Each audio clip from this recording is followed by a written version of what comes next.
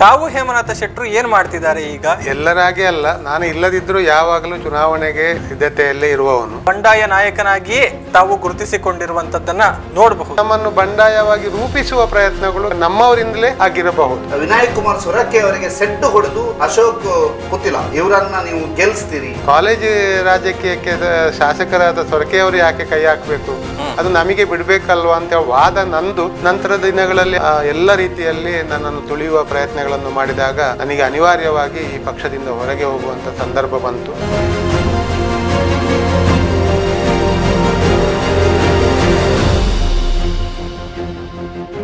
ಮತ ಸಮರ 2023 ವಿಶೇಷ ಕಾರ್ಯಕ್ರಮಕ್ಕೆ ಮತ್ತೊಮ್ಮೆ ಸ್ವಾಗತ. ಈ ಬಾರಿಯ ನಾಯಕ ನಮ್ಮ ಜೊತೆಗೆ ಇರುವವರು ಪುತ್ತೂರು ಕಾಂಗ್ರೆಸ್ನಲ್ಲಿ 9 ವರ್ಷಗಳ ಕಾಲ ಕಾಂಗ್ರೆಸ್ನ ಬ್ಲಾಕ್ ಅಧ್ಯಕ್ಷರಾಗಿದ್ದವರು, ಜೊತೆಗೆ ತನ್ನ ವಿದ್ಯಾರ್ಥಿ ಜೀವನದಿಂದಲೇ ನಾಯಕತ್ವವನ್ನು ರೂಢಿಸಿಕೊಂಡು ಬಂದವರು, ಜೊತೆಗೆ ಧಾರ್ಮಿಕ, ಶೈಕ್ಷಣಿಕ, ಸಾಮಾಜಿಕ ಕ್ಷೇತ್ರದಲ್ಲಿ ಸಕ್ರಿಯರು, ಜೊತೆಗೆ ಬಂಟರಯಾನೆ ನಾಡವರ ಸಂಘದ ಉಪಾಧ್ಯಕ್ಷರು ಕೂಡ ಹೌದು, ರೋಟರಿ ಕ್ಲಬ್ನಲ್ಲೂ ಕೂಡ ಬಹಳಷ್ಟು ಕೆಲಸವನ್ನು ಮಾಡಿದವರು, ರಾಮಕೃಷ್ಣ ಪ್ರೌಢಶಾಲೆಯ ಸಂಚಾಲಕರು ಕೂಡ ಹೌದು.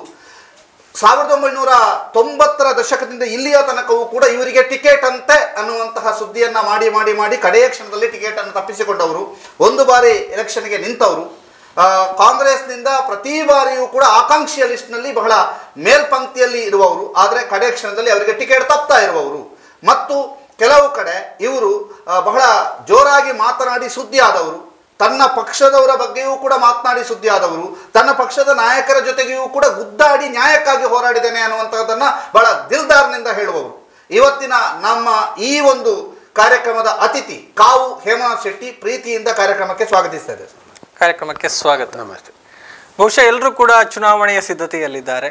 ಕಾವು ಹೇಮನಾಥ ಶೆಟ್ರು ಏನ್ ಮಾಡ್ತಿದ್ದಾರೆ ಈಗ, ಹೇಗಿದ್ದಾರೆ ಅಂತ? ಎಲ್ಲರಾಗೆ ಅಲ್ಲ, ನಾನು ಇಲ್ಲದಿದ್ರೂ ಯಾವಾಗಲೂ ಚುನಾವಣೆಗೆ ಸಿದ್ಧತೆಯಲ್ಲೇ ಇರುವವನು.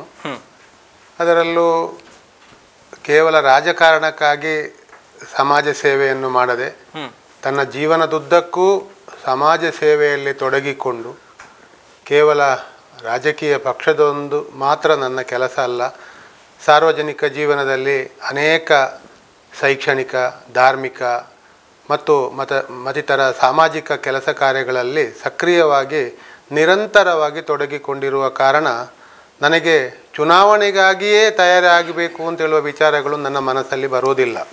ಹಾಗಾಗಿ ಯಾವಾಗಲೂ ನನ್ನ ಕೆಲಸವನ್ನು ನಾನು ಮಾಡಿಕೊಂಡು ಬಂದವನೇ. ಹಾಗಾಗಿ ಚುನಾವಣೆ ಬಂದಾಗಲೂ ನಾನು ಅದರಲ್ಲಿ ಯಶಸ್ವಿ ಆಗಬಲ್ಲೇನೆಂದು ಎಂಬ ಧೈರ್ಯ ನನ್ನಲ್ಲಿದೆ. ಬಹುಶಃ ಕಾಂಗ್ರೆಸ್ನಲ್ಲಿ ತಾವು ಒಂದು ರೀತಿ ಯಾವಾಗಲೂ ರೆಬೆಲ್ ಒಂದು ನಾಯಕ ಅನ್ನುವಂಥದ್ದನ್ನೇ, ಅಥವಾ ಆ ಒಂದು ಬ್ರ್ಯಾಂಡೇ ತಮ್ಮ ಜೊತೆಗೆ ಇದೆ ಅನ್ನುವಂಥದ್ದು, ಅಥವಾ ಬಂಡಾಯ ನಾಯಕನಾಗಿಯೇ ತಾವು ಗುರುತಿಸಿಕೊಂಡಿರುವಂಥದ್ದನ್ನ ನೋಡಬಹುದು. ಇದರ ಬಗ್ಗೆ ನಿಮಗೆ ಹೇಗೆ ಅನಿಸ್ತಾ ಇದೆ, ಈ ಒಂದು ಬ್ರ್ಯಾಂಡ್ ಆಗಿರುವ ಬಗ್ಗೆ? ಅಂದರೆ ಬಂಡಾಯ ನಾಯಕನು ಅಂತ ಹೇಳುವಂಥ ವಿಚಾರಗಳು ಕೆಲವು ಸಂದರ್ಭಗಳಲ್ಲಿ ನಮ್ಮ ವ್ಯಕ್ತಿಗತವಾಗಿ ನಮ್ಮಲ್ಲಿ ಬಂದಿರುವಂಥ ನಾಯಕತ್ವ ಗುಣಗಳು ಅದು ಇತರರಿಗೆ ಅದನ್ನು ಸಹಿಸಿಕೊಳ್ಳಲು ಸಾಧ್ಯವಿಲ್ಲದಿದ್ದಾಗ ಅದು ಬಂಡಾಯ ಅಂತ ಎನಿಸಿಕೊಳ್ಳಬಹುದು. ಒಂದೊಮ್ಮೆ ನಾನು 1994ರಲ್ಲಿ ಕಾಂಗ್ರೆಸ್ ವಿರುದ್ಧವಾಗಿ ಇನ್ನೊಂದು ಪಕ್ಷ, ರಾಜ್ಯ ಪಕ್ಷ ಕರ್ನಾಟಕ ಕಾಂಗ್ರೆಸ್ ಪಾರ್ಟಿಯಲ್ಲಿ ಚುನಾವಣೆಗೆ ಸ್ಪರ್ಧೆ ಮಾಡುವಂಥ ಸಂದರ್ಭಗಳು ನನಗೆ ಬಂದಿತ್ತು. ಆ ಸಂದರ್ಭದಲ್ಲಿ ಕಾಂಗ್ರೆಸ್ಸಿನ ಅಭ್ಯರ್ಥಿ ಸನ್ಮಾನ್ಯ ಸೊರಕೆಯವರು ಸೋತಿರಬಹುದು. ನಮ್ಮ ಉದ್ದೇಶ ರಾಜಕೀಯದಲ್ಲಿ ಯಾರಿಗೂ ಒಂದು ಅವಕಾಶಕ್ಕಾಗಿ ನಾವೆಲ್ಲ ಪ್ರಯತ್ನ ಪಡುವವರು. ಹಾಗಾಗಿ ನಾನು ಚುನಾವಣೆಗೆ ನಿಲ್ಲಬೇಕಾಯಿತು, ಚುನಾವಣೆಯಲ್ಲಿ ನಾನು ಸೋಲ್ಬೇಕಾಯಿತು. ಅದರಲ್ಲಿ ಸೊರಕೆಯವರು ಸೋತರು ಅಂತ ಹೇಳುವ ವಿಚಾರಗಳಿಂದಾಗಿ ಅದನ್ನು ಇಷ್ಟು ದಿನಗಳ ಕಾಲವೂ ಒಂದು ರೀತಿಯಲ್ಲಿ ಬಂಡಾಯ ನಾಯಕ ಅಂತೇಳಿ ನನ್ನನ್ನು ರೂಪಿಸುವ ಪ್ರಯತ್ನಗಳು ನಡೀತಾ ಇದೆ. ಆದರೆ ಅದಲ್ಲ ಅಂತ ಹೇಳುವಂಥ ವಿಚಾರಕ್ಕೆ ನಾನು ಸುಮಾರು 9 ವರ್ಷಗಳ ಕಾಲ ಬ್ಲಾಕ್ ಕಾಂಗ್ರೆಸ್ಸಿನ ಪುತ್ತೂರಿನ ಅಧ್ಯಕ್ಷನಾಗಿದ್ದೆ. ಆಗ ನಾನು ಬಂಡಾಯ ಆಗೋದಿಲ್ಲ, ನನಗೆ ವಿರೋಧದ ಬಂಡಾಯಗಳು ಬರ್ತದೆ ಹೊರತು ನಾನು ಬಂಡಾಯ ಆಗೋದಿಲ್ಲ. ಆ ಸಂದರ್ಭದಲ್ಲಿ ಪುತ್ತೂರಿನಲ್ಲಿ ಈ ಚರಿತ್ರೆಯಲ್ಲೇ ಹೊಸ ದಾಖಲೆಗಳನ್ನು ನಿರ್ಮಿಸುವಂಥ ಪ್ರಯತ್ನಗಳಾಯಿತು. ಪುತ್ತೂರು ಬ್ಲಾಕಿನ ಒಳಗೆ ಸುಮಾರು 11 ಗ್ರಾಮ ಪಂಚಾಯಿತಿಗಳಲ್ಲಿ 9 ಗ್ರಾಮ ಪಂಚಾಯಿತಿಗಳಲ್ಲಿ ಕಾಂಗ್ರೆಸ್ಸಿನ ಆಡಳಿತ ಇತ್ತು. ಇದು ಬಹಳ ಪ್ರಮುಖವಾದ ವಿಚಾರ. ಅದೇ ರೀತಿಯಲ್ಲಿ ಆ ಸಂದರ್ಭದಲ್ಲಿ ಜಿಲ್ಲಾ ಪಂಚಾಯತಿನಲ್ಲಿ ನನ್ನ ಬ್ಲಾಕಿಗೆ ಸಂಬಂಧಪಟ್ಟು ಒಂದು ಸ್ಥಾನದಲ್ಲಿ ನಾವು ಗೆಲ್ಲುವಂಥದ್ದು ಮತ್ತು ತಾಲೂಕು ಪಂಚಾಯಿತಿನಲ್ಲಿ ಸುಮಾರು 22ರಲ್ಲಿ 9 ಸ್ಥಾನಗಳನ್ನು ಗೆಲ್ಲುವಂಥದ್ದು ಮತ್ತು ಅನೇಕ ಸಹಕಾರಿ ಸಂಘಗಳ ಚುನಾವಣೆ ಇರಬಹುದು, ಬೇರೆ ಪಕ್ಷಕ್ಕೆ ಸಂಬಂಧಪಟ್ಟ ಯಾವ ಚುನಾವಣೆಗಳಲ್ಲಿ ಗೆಲ್ಲುವಂಥದ್ದು ಮತ್ತು ಬಹಳ ಪ್ರಮುಖವಾಗಿ ಪುತ್ತೂರು ಪುರಸಭೆ, ಆಗ ಒಂದು ಸಂದರ್ಭ ಪುರಸಭೆ ಮತ್ತೊಂದು ಸಂದರ್ಭ ನಗರಸಭೆ ಆಗಿರುವಂಥ ಸಂದರ್ಭದಲ್ಲಿ 27ರಲ್ಲಿ 12 ಸ್ಥಾನಗಳನ್ನು ನನ್ನ ಅವಧಿಯಲ್ಲಿ ಗೆದ್ದಿರುವಂಥದ್ದು, ಮತ್ತೊಂದು ಅವಧಿಯಲ್ಲಿ 27ರಲ್ಲಿ 15 ಸ್ಥಾನಗಳನ್ನು ಗೆದ್ದು ಆಡಳಿತಕ್ಕೆ ಬಂದಿರುವಂಥದ್ದು ನನ್ನ ಅವಧಿಯಲ್ಲಿ ಅಂತ ಹೇಳಲಿಕ್ಕೆ ನಾನು ಆಗ ಬಂಡಾಯದ ಪ್ರಶ್ನೆಗಳು ಬರುವುದಿಲ್ಲ, ಆದರೆ ಎಲ್ಲರನ್ನು ವಿಶ್ವಾಸಕ್ಕೆ ತೆಗೆದುಕೊಂಡು ಈ ಪಕ್ಷವನ್ನು ಮುನ್ನಡೆಸುವಂಥ ಒಂದು ಪ್ರಯತ್ನವನ್ನು ಮಾಡಿದ್ದೇನೆ. ಅದರ ಜೊತೆಯಾಗಿ 2013ರಲ್ಲಿ ನಾನೇ ಅಭ್ಯರ್ಥಿ ಆಗಬೇಕಾಗಿತ್ತು, ನನಗೆಲ್ಲ ಅವಕಾಶಗಳಿತ್ತು. ನನ್ನ ಸಂಘಟನೆ, ನಾನು ಬ್ಲಾಕ್ ಕಾಂಗ್ರೆಸ್ ಅಧ್ಯಕ್ಷನಾಗಿದ್ದೆ. ಆಗ ನನಗೆ ಪಕ್ಷ ಅವಕಾಶ ಕೊಡದೆ ಶ್ರೀಮತಿ ಶಕುಂತಲಾ ಶೆಟ್ಟಿ ಅವರಿಗೆ ಚುನಾವಣೆಗೆ ಸ್ಪರ್ಧಿಸಲು ಕಾಂಗ್ರೆಸ್ಸಿನಲ್ಲಿ ಅವಕಾಶ ಕೊಟ್ಟಾಗಲೂ ಅವರನ್ನು ಗೆಲ್ಲಿಸುವಂಥ ನಾಯಕತ್ವವು ನಂದಾಗಿತ್ತು. ಆಗ ನಾನು ಬಂಡಾಯದ ಪ್ರಶ್ನೆಗಳು ಬರಲಿಲ್ಲ. ಹಾಗಾಗಿ ನಂತರದ ದಿನಗಳಲ್ಲಿ ನನ್ನ ವಿರುದ್ಧ ಒಂದು ರೀತಿಯ ಷಡ್ಯಂತರಗಳು, ಪಿತೂರಿಗಳು, ನನ್ನನ್ನು ಅಧಿಕಾರ ಇರುವಾಗ ಇವನು ಇಷ್ಟು ಸಮರ್ಥವಾಗಿ ಕೆಲಸ ನಿರ್ವಹಿಸ್ತಾ ಇದ್ದಾನೆ ಅಂತ ಹೇಳುವ ನಿಟ್ಟಿನಲ್ಲಿ ನನ್ನನ್ನು ಕಾಲೆಳೆಯುವ ಪ್ರಯತ್ನಗಳು, ಬಂಡಾಯ ಅಂತ ಹೇಳುವ ವಿಚಾರಗಳು ನನ್ನ ಮೇಲೆ ಬರ್ತದೆ. ಹಾಗಾಗಿ ಅದನ್ನೆಲ್ಲವನ್ನು ನಾನು ದಿಟ್ಟವಾಗಿ ಇಷ್ಟು ಸಮಯ ಎದುರಿಸಿಕೊಂಡು ಹೋಗಿದ್ದೇನೆ. ಅದು ನಾಯಕತ್ವ ಎಂದಾಗ ಅದೆಲ್ಲವನ್ನು ನಾವು ಸಹಿಸಿಕೊಂಡು ಹೋಗಬೇಕು ಅಂತ ಹೇಳುವ ದೃಷ್ಟಿಯಲ್ಲಿ ಮುಂದೇನೂ ಅದನ್ನು ಸಹಿಸಿಕೊಂಡು ಪಕ್ಷದ ಹಿತದೃಷ್ಟಿಯಲ್ಲಿ, ಸಾರ್ವಜನಿಕ ಜೀವನದಲ್ಲಿ, ಸಮಾಜ ಸೇವೆಯಲ್ಲಿ ತೊಡಗಿಸಿಕೊಳ್ಳುವಂಥ ನಿರ್ಧಾರದಲ್ಲಿ ನಾನು ಹಿಂದೆ ಸರಿಯುವ ಪ್ರಶ್ನೆನೇ ಇಲ್ಲ. ಹಾಗಿದ್ರೆ ತಾವು ಬಂಡಾಯ ಇಲ್ಲ, ತಮ್ಮನ್ನ ಆ ರೀತಿ ಬ್ರ್ಯಾಂಡ್ ಮಾಡ್ತಾ ಇದ್ದಾರೆ? ಖಂಡಿತ ನಾನು ಯಾವುದೇ ವಿಚಾರದಲ್ಲಿ ಬಂಡಾಯದ ಪ್ರಶ್ನೆಗಳು ಬರಲಿಲ್ಲ. ಅದು ಕೆಲವು ಸಂದರ್ಭಗಳು ನಮ್ಮನ್ನು ಬಂಡಾಯವಾಗಿ ರೂಪಿಸುವ ಪ್ರಯತ್ನಗಳು ಕೆಲವರಿಂದ, ನಮ್ಮವರಿಂದಲೇ ಆಗಿರಬಹುದು. ನೀವು ವಿದ್ಯಾರ್ಥಿ ಜೀವನದಲ್ಲಿದ್ದಾಗ NSCIನಲ್ಲಿ 2 ಪಾರ್ಟಿಗಳು, 2 ಟೀಮ್ ಕ್ರಿಯೇಟ್ ಆಗ್ತದೆ. ಶಾಸಕ ವಿನಾಯಕ್ ಕುಮಾರ್ ಸೊರಕೆ ಅವರಿಗೆ ಸೆಡ್ಡು ಹೊಡೆದು ತಮ್ಮ ಪರವಾಗಿದ್ದಂತಹ ಅಶೋಕ್ ಪುತ್ತಿಲ ಇವರನ್ನ ನೀವು ಗೆಲ್ಲಿಸ್ತೀರಿ, ಅಲ್ಲಿಂದಲೇ ನಿಮ್ಮದು ಪ್ರಬಲ್ ರೆಬಲ್ ಅನ್ನುವಂಥ ಪಟ್ಟಿಯನ್ನು ನೀವು ಕಟ್ಕೊಂಡು ಬಂದ್ರಿ ಅಂತ. ಚುನಾವಣೆ ಅಂದರೆ ಸನ್ಮಾನ್ಯ ಸೊರಕೆಯವರೇ ನನ್ನನ್ನು ಇಲ್ಲಿ ಪುತ್ತೂರು ತಾಲೂಕಿನ NSCI ವಿದ್ಯಾರ್ಥಿ ಸಂಘದ ಅಧ್ಯಕ್ಷರಾಗಿ ಮಾಡಿದರು. ನಾನು ಫಿಲೋಮಿನಾ ಕಾಲೇಜಿನ ವಿದ್ಯಾರ್ಥಿ ಆಗಿದ್ದೆ, ಡಿಗ್ರಿಯಲ್ಲಿ ಪದವಿಯನ್ನು ಮಾಡ್ತಾ ಇದ್ದೆ. ಆಗ ಸೊರಕೆ ಅಂದರೆ ನಮಗೆ ಪಂಚಪ್ರಾಣ, ಅವರಿಂದ ಮೇಲಿನ ದೊಡ್ಡ ನಾಯಕರೇ ನಮಗಿಲ್ಲ. ಸೊರಕೆ ಅಂದರೆ ಅವರ ಬಗ್ಗೆ ನಮಗೆ ಅಪಾರವಾದ ಗೌರವ. ನಾನು ಸುಳ್ಯದಿಂದ ಕಾಲೇಜಿನಿಂದ ಪುತ್ತೂರಿಗೆ ಬರಲಿಕ್ಕೂ ಸನ್ಮಾನ್ಯ ಸೊರಕೆ ಅವರೇ ಕಾರಣ. ನನ್ನನ್ನು ಪುತ್ತೂರಿಗೆ ಬರಬೇಕು, ನಮ್ಮಲ್ಲಿ ಸ್ಟಡಿ ಮಾಡಬೇಕು ಅಂತ. 85ರ ಚುನಾವಣೆಯಲ್ಲಿಯೂ ಸಹ ಸೊರಕೆಯವರ ಪರವಾಗಿ ನಾನು ಸುಳ್ಯದಿಂದ ಬಹಳಷ್ಟು ಯುವಕರನ್ನು ಕರ್ಕೊಂಡು ಬಂದು ಸೊರಕೆ ಅವರನ್ನು ಗೆಲ್ಲಿಸುವಂತ ಒಂದು ನಿಟ್ಟಿನಲ್ಲಿ ಬಹಳ ಕೆಲಸ ಕಾರ್ಯಗಳನ್ನು ಮಾಡಿದ್ದೆ. ಅಂದ್ರೆ ನಾನು ಕಾಲೇಜಿಗೆ ಹೋಗದೆ ಸೊರಕೆ ಅವರ ಕಚೇರಿಯಲ್ಲೇ ದಿನ ಕಳೆದದ್ದು ಎಷ್ಟೋ ದಿನಗಳಿದೆ. ನನ್ನ ಶಿಕ್ಷಣವೇ ಸ್ವಲ್ಪ ಮಟ್ಟಿಗೆ ಕುಂಠಿತವಾಯಿತು, ಯಾಕಂದ್ರೆ ಈ ಕಾಂಗ್ರೆಸ್ ಸೊರಕೆ ಅಂತ ಹೇಳುವಂತ ಅಭಿಮಾನ ಪ್ರೀತಿಯಿಂದ. ಹಾಗಾಗಿ ಅವರು ಸಹ ನನ್ನನ್ನು ಪುತ್ತೂರು ತಾಲೂಕು ವಿದ್ಯಾರ್ಥಿ NSCIನ ಅಧ್ಯಕ್ಷರಾಗಿ ಮಾಡಿದ್ರು. ನನಗೆ NSCIಯಲ್ಲಿ ಬೆಳೀಲಿಕ್ಕೆ ಬಹಳ ಅವಕಾಶಗಳನ್ನು ಮಾಡಿಕೊಟ್ರು. ಅದಲ್ಲದೆ NSCIನ ಬೇರೆ ಬೇರೆ ಕಾರ್ಯಕ್ರಮಗಳಿಗೆಲ್ಲ ಸಹಕಾರ ನೀಡಿದ್ರು. ಅವರು ಶಾಸಕರಾಗಿದ್ದರು. ರಾಜ್ಯದಲ್ಲೇ ಪ್ರಥಮ ಬಾರಿಗೆ ಒಂದು ಕ್ಯಾನ್ಸರ್ ಶಿಬಿರ, ಕೃಷ್ಣ ಭಾರ್ಗವ ಅಂತ ಹೇಳುವ ಕಿದ್ವಾಯಿ ಹಾಸ್ಪಿಟಲ್ನ ಬಹಳ ದೊಡ್ಡ ವೈದ್ಯರನ್ನು ಪುತ್ತೂರಿಗೆ ತರಿಸಿ ಈ ಕ್ಯಾಂಪಿನ ಮೂಲಕ NSCIಯನ್ನು ಬಹಳ ದೊಡ್ಡ ಮಟ್ಟಕ್ಕೆ ಬೆಳೆಸುವಲ್ಲಿ ಸೊರಕೆಯವರು ನಮಗೆ ಸಹಾಯ ಮಾಡಿದ್ರು. ಆದರೆ 1988ರಲ್ಲಿ ಫಿಲೋಮಿನಾ ಕಾಲೇಜಿನ ನನ್ನ ಅಂತಿಮ ಡಿಗ್ರಿ ಆಗಿ ಹೊರಗೆ ಬಂದ ಪ್ರಥಮ ವರ್ಷದಲ್ಲಿ ನಾನು NSCI ಆಗಿದ್ದಾಗ ನನ್ನ ಜೊತೆಗಿದ್ದಂಥ ನನ್ನ ಸ್ನೇಹಿತ ವಿದ್ಯಾರ್ಥಿ ಅಶೋಕ್ ಪುತ್ತಿಲ, ಆಗ ನಮಗೆ ಕಾಲೇಜಿನಲ್ಲಿ ನಮ್ಮ ಜೊತೆಗಿರುವವರೆಲ್ಲ NSCI, ನಮ್ಮ ಪಕ್ಷದವರು, ನಮ್ಮ ವಿದ್ಯಾರ್ಥಿಗಳು, ನಮ್ಮ ಸ್ನೇಹಿತರು ಅಂತ ಇರ್ತದೆ. ಆದರೆ ಅವರ ಮನೆಯಲ್ಲಿ ಯಾವ ಪಾರ್ಟಿ, ಅವರು ಯಾವ ಮನೆ ಹಿರಿಯವರು ಯಾರು ಅಂತೇಳಿ ನಾವು ತಿಳ್ಕೊಳ್ಳುವ ಪ್ರಯತ್ನಕ್ಕೆ ಹೋಗುದಿಲ್ಲ. ಆದರೆ ನಮ್ಮ ಜೊತೆಯಲ್ಲಿ ಯಾವಾಗಲೂ ಇದ್ದಂಥ ಒಂದು ವ್ಯಕ್ತಿಯನ್ನು ನಾನು ಕಾಲೇಜ್ ಇಲೆಕ್ಷನ್ಗೆ, ಚುನಾವಣೆಗೆ ನಿಲ್ಲಿಸುವ ತೀರ್ಮಾನವನ್ನು ಮಾಡಿದ್ದೆ. ಆಗ ಆ ಅಶೋಕ್ ಪುತ್ತಿಲಾರವರು ಸೊರಕೆ ಅವರ ಊರಿನವರಾಗಿದ್ದರು. ಅವರ ಮನೆಯಲ್ಲಿ ಅವರು ಬ್ರಾಹ್ಮಣ ಕುಟುಂಬದವರು, ಅವರು RSS BJP ಅಂತೇಳಿ ಇರಬಹುದು, ಅದು ನನಗೆ ಗೊತ್ತಿರಲಿಲ್ಲ. ಅವರಿಗೆ ಅದೊಂದು ತಲೆಯಲ್ಲಿತ್ತು, ನನ್ನ ಊರಿನ BJP ಅವನನ್ನು ನಾನು ಫಿಲೋಮಿನಾದಲ್ಲಿ ಹೇಮರಾಜ್ ಶೆಟ್ಟಿಯ ಮೂಲಕ ಯಾಕೆ ತರಲಿಕ್ಕೆ ಬಿಡಬೇಕು ಅಂತ ಹೇಳುವ ಹಠ ಅವರಿಗಿತ್ತೋ ಏನೋ, ಅದು ನನ್ನ ಹತ್ರ ಅವರು ಉಲ್ಲೇಖ ಮಾಡಿರಲಿಲ್ಲ. ಆದರೆ ಅದು ಅನಿವಾರ್ಯವಾಯಿತು. ನನಗೇನಾಯಿತು ಅಂತ ಹೇಳಿದರೆ, ನನ್ನ ಜೊತೆಯಲ್ಲಿದ್ದಂಥ, ನಾನು ಮಾತು ಕೊಟ್ಟಂಥ ಒಬ್ಬ ವ್ಯಕ್ತಿಯನ್ನು ಬಿಡುವುದು ಸರಿಯಲ್ಲ ಅಂತ ಹೇಳುವ ದೃಷ್ಟಿಯಲ್ಲಿ ನಾನು ಆ ಚುನಾವಣೆಯಲ್ಲಿ ಅಶೋಕ್ ಪುತ್ತಿಲನನ್ನು ಬೆಂಬಲಿಸುವಂಥ ಅನಿವಾರ್ಯತೆ ಆಯಿತು. ನಾನು ಆ ಚುನಾವಣೆಯನ್ನು ಎದುರಿಸುವ ನಿಟ್ಟಿನಲ್ಲಿ ಸೊರಕೆ ಮತ್ತು ನಮಗೆ ಮತ್ತು ಬೇರೆ ನಾಯಕರುಗಳಿಗೆ ನಮಗೊಂದು ದೊಡ್ಡ ಅದರಲ್ಲಿ ಒಂದು ರೀತಿಯ ವಾಗ್ದಾನಗಳಾಗುವಂಥದ್ದು ವಿಚಾರಗಳೆಲ್ಲ ಆಯಿತು. ಆದರೆ ಕೊನೆಗೂ ಚುನಾವಣೆ ಸೊರಕೆಯವರ ಒಂದು ಅಭ್ಯರ್ಥಿ ಮತ್ತು ನನ್ನ ಅಭ್ಯರ್ಥಿ ಚುನಾವಣೆಗೆ ನಿಲ್ಲುವಂಥ ಅನಿವಾರ್ಯತೆ ಆ ಸಂದರ್ಭದಲ್ಲಿ ಆಗಿತ್ತು. ಅದರಲ್ಲಿ ನನ್ನ ಅಭ್ಯರ್ಥಿ ಅಶೋಕ್ ಪುತ್ತಿಲ ಮತ್ತು ನನ್ನ ಕಾರ್ಯದರ್ಶಿ ಅಭ್ಯರ್ಥಿ ಶ್ರೀನಪ್ಪ ಗೌಡ ಇಬ್ಬರು ಚುನಾವಣೆಯಲ್ಲಿ ಗೆದ್ದರು. ಗೆದ್ದಾಗ ಮತ್ತು ಸೊರಕೆ ಅವರಿಗೆ ನನ್ನ ಮೇಲೆ ಸ್ವಲ್ಪ ಅಂದರೆ ನಾನು ಹೇಳಿದ ಮಾತು ಕೇಳಲಿಲ್ಲ ಅಂತ ಹೇಳುವ ನೋವು ಆಗಿರ್ಬೋದು. ನನಗೂ ನೋವಾಗಿದೆ. ಯಾಕಂದರೆ ವಿದ್ಯಾರ್ಥಿ ಜೀವನದಲ್ಲಿ ನಾನು NSU ಅಧ್ಯಕ್ಷನಾಗಿ ಕಾಲೇಜು ರಾಜಕೀಯಕ್ಕೆ ಶಾಸಕರಾದ ಸೊರಕೆಯವರು ಯಾಕೆ ಕೈ ಹಾಕಬೇಕು, ಅದು ನಮಗೆ ಬಿಡಬೇಕಲ್ವ ಅಂತ ವಾದ ನಂದು. ಅದು ಸರಿಯಾ ತಪ್ಪ ಅಂತೇಳಿ ಆ ಪ್ರಾಯದಲ್ಲಿ ನನಗೆ ಗೊತ್ತಾಗ್ಲಿಲ್ಲ.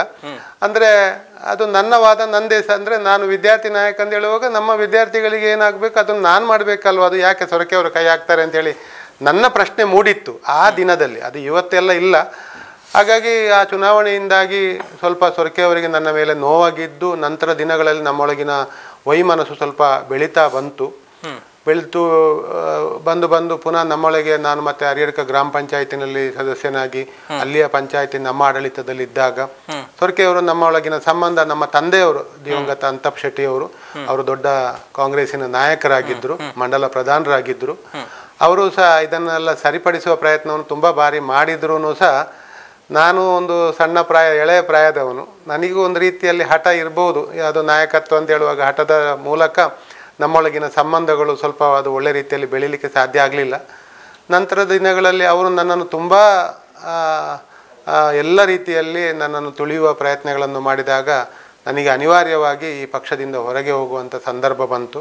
ನಾನು ಆ ಸಂದರ್ಭದಲ್ಲಿ ಕರ್ನಾಟಕದಲ್ಲೂ ಒಂದು ಕ್ರಾಂತಿ ಆಗಿತ್ತು.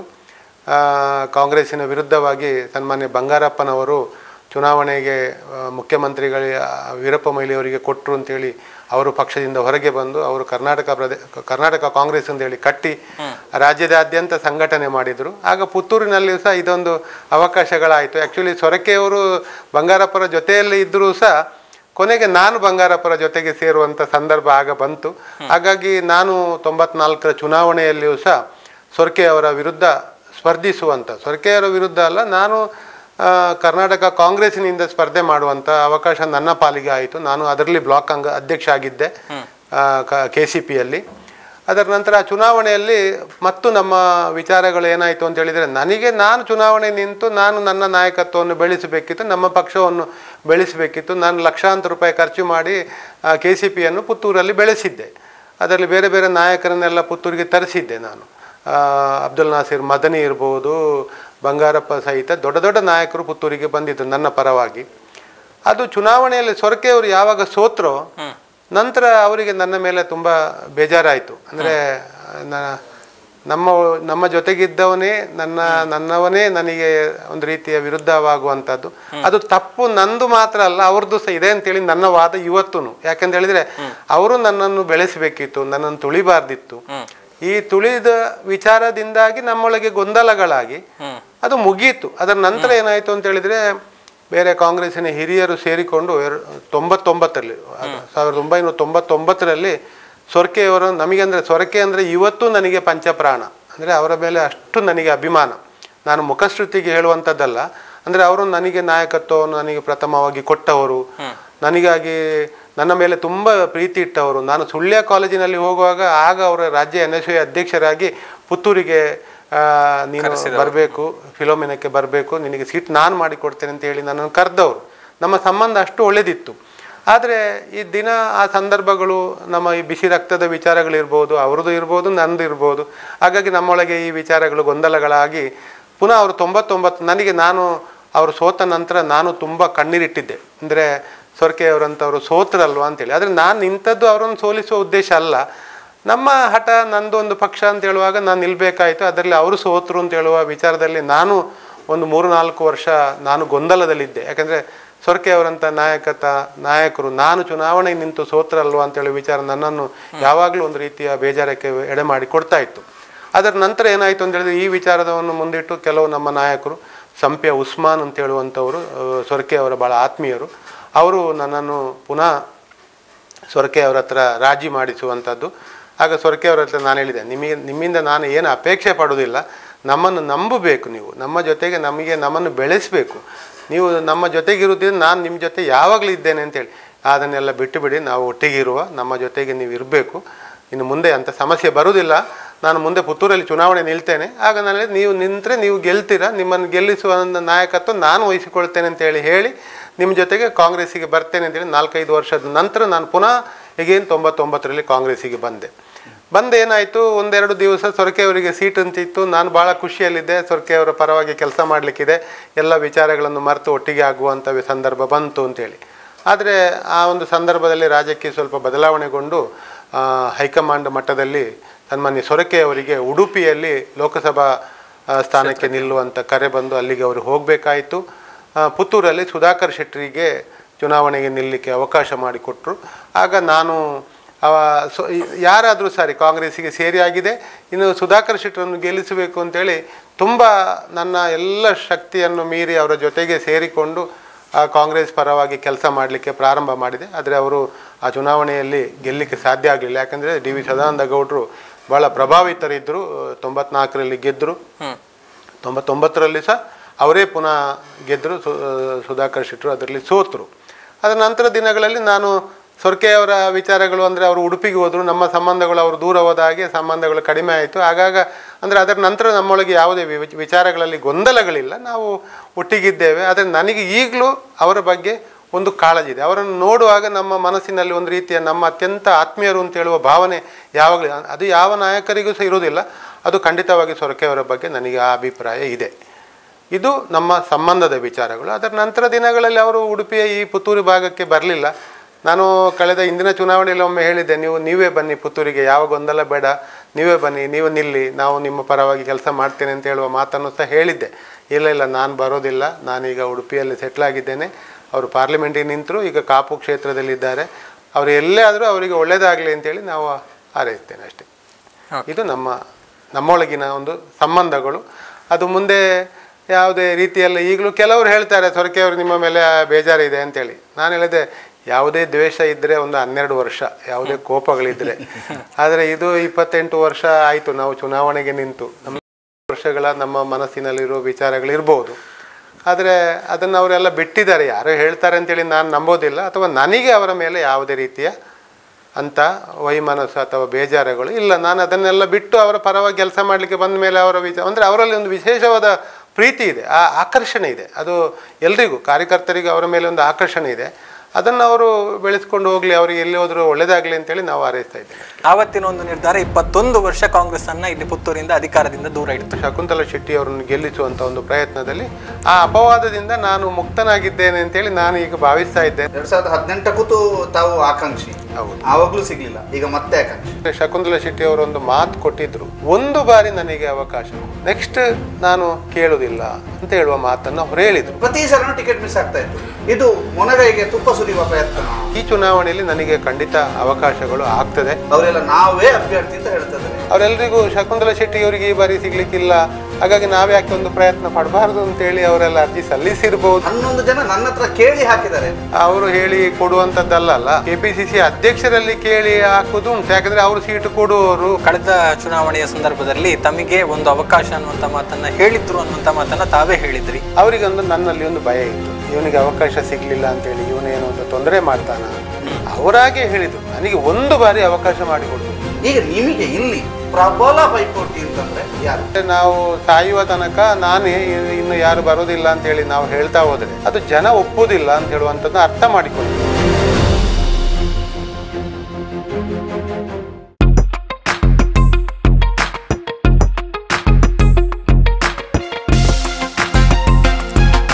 ಹತ್ತೂರ ಒಡೆಯನ ನಾಡಿಗೆ ಕಾಲಿಟ್ಟಿದೆ ಕಾಟನ್ ಕಿಂಗ್. ಬೇಸಿಗೆಯ ಬಿಸಿಗೆ ದೇಹವನ್ನ ಕೂಲ್ ಆಗಿರಿಸುವ ಕಾಟನ್ ಬಟ್ಟೆಗಳು ಇದೀಗ ನಿಮ್ಮೂರಿನಲ್ಲಿ. ದೇಶಾದ್ಯಂತ 230 ಶೋರೂಮ್ಗಳನ್ನ ಹೊಂದಿರುವ ಪುರುಷರ ರೆಡಿಮೇಡ್ ಉಡುಪುಗಳ ಸುಪ್ರಸಿದ್ಧ ಸಂಸ್ಥೆ. ಉತ್ತಮವಾದ ಆಂಟಿಸ್ಟೈನ್ ಹಾಗೂ ಬ್ರೀತ್ ಫ್ರೀ ಬಟ್ಟೆಗಳ ಅಪೂರ್ವ ಸಂಗ್ರಹ. Ground floor, GL complex, main road, Puttur. Contact 08251 470 541.